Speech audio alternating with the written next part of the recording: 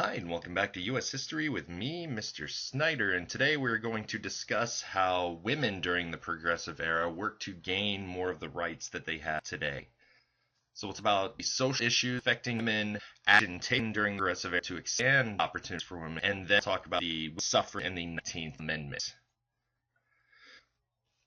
So, progressive women, what is the number one reason that they're able to stand up and get rights? It's education. They're not educated, and we didn't have educated men. We would be forced to work dangerous job with long hours. And the famous Supreme Court case, Willard versus Oregon, argues that women working long hours would hurt families, and the Supreme Court agrees. So hours are not able to be limited for men, but they can be for women. And so this is kind of a backward for women who want more rights, and this ruling is later used to justify not paying women the same wage as men. So some progressive women, first we have Florence Kelley, who helped fund the National Consumer League and gives labels to goods that are produced on good work conditions. So like the Good Housekeeping seal of approval is there, and products to get that because they know Good Housekeeping has a large readership and people would like to use their product. People who see that Good Housekeeping seal of approval would like to use the product, and so they work to get that label, and they have to meet Good Housekeeping seal of approval. Another one is American Heart Association. If you're a food and your food is healthy and you work to get that American Heart Association seal of approval, so more people will buy your food because it's healthier. And Florence Kelley passed out a label asking people to buy goods that are produced under good working conditions. And so people to buy this, and that would force other companies to produce their goods under good working conditions. And Florence Kelley and the National Consumers League also produced and pushes for other labor reforms. Lips that touch liquor shall not touch ours is the call of the temperance movement. And the temperance movement is the movement to ban alcohol. And this is done by women to keep mothers and families healthy and safe, because men go out and waste paycheck on alcohol, which means they're poor. Then they come home and they may abuse or neglect their families. So it's not good for women or children. So this reform of the temperance movement is aimed at improving family life. And so the leader in this movement is the Women's Christian Temperance Union, or WCTU. It's led by Frances Willard for the latter part of the 1800s, and work from the WCTU contributes to passage of the 18th Amendment in 1919, and that allows production and sale of alcohol, beginning the Prohibition era for about 15 years. The other progressive women we'll talk about, Margaret Sanger, opens the country's first birth control clinic. Now, we're not talking about pills, we're talking about old versions of contraceptives and family planning information. And she feels that women's lives would improve if they had less kids running around and causing them to be crazy all of the time. So it's very controversial, and she's actually arrested for being a public nuisance. But through court cases that go all the way to the Supreme Court agrees in the 1920s that doctors can legally start handing out family planning information. And Ida B. Wells, we've talked about her. She's an African-American woman and journalist who led the anti-lynching campaign in the South.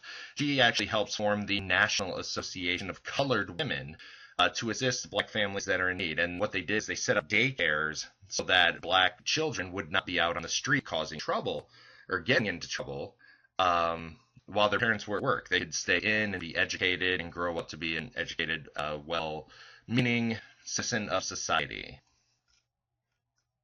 Oops, here we go. So voting. Voting is it's not a last right that women need, but it's the next most important one. Suffrage means the right to vote, so women want suffrage. Women need, and they argue for the right to vote. Jane Addams did this especially too, because political issues reach inside the home.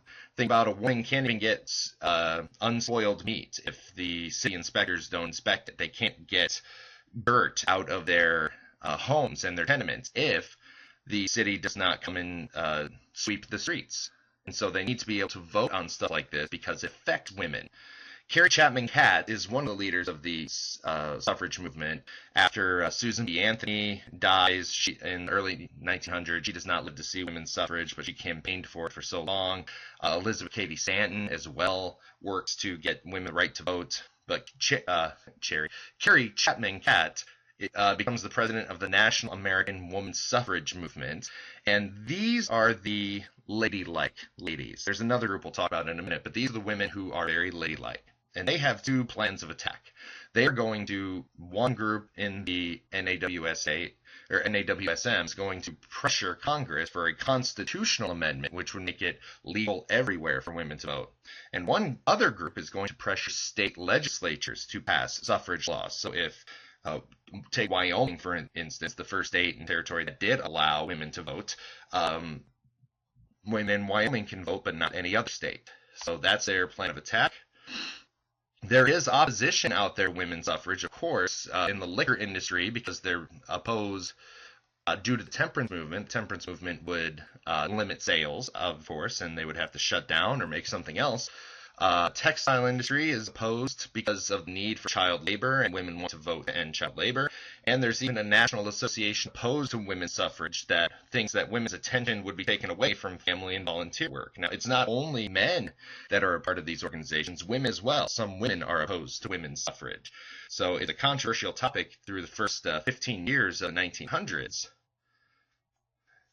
And Alice Paul then becomes fed up with it, and she begins the National Woman's Party. And they are what we would call more militant about their getting right to vote. They picket with signs outside the White House. They go on hunger strikes until they can vote, or at least Alice Paul did.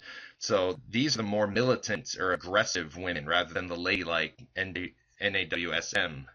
And when World War I breaks out in the middle of the 19-teens in 1914, President Wilson is working to keep us out of war, but when we do join, he says the world must be made safe for democracy. And this shocks people in the United States because technically we're not even a democracy because women can't vote. And so women, despite that, move to support the war effort, and they win praise for it. And in August of 1920, the 19th Amendment is officially ratified, which means the right to vote shall not be denied or abridged on account of sex, which means women can finally vote. And then later that year, in 1920, in November, women will cast their vote for the first time in the first presidential election. And here you can see a map of when different states were able to pass women's suffrage. You can see out west is more important to them, and in the Midwest, partial suffrage is granted before 1920, and then finally in the South and the East, full suffrage is granted by the 19th Amendment only, except for New York. And so that is all I have for you today about progressive women and right to vote. Go ahead and fill out those learning targets.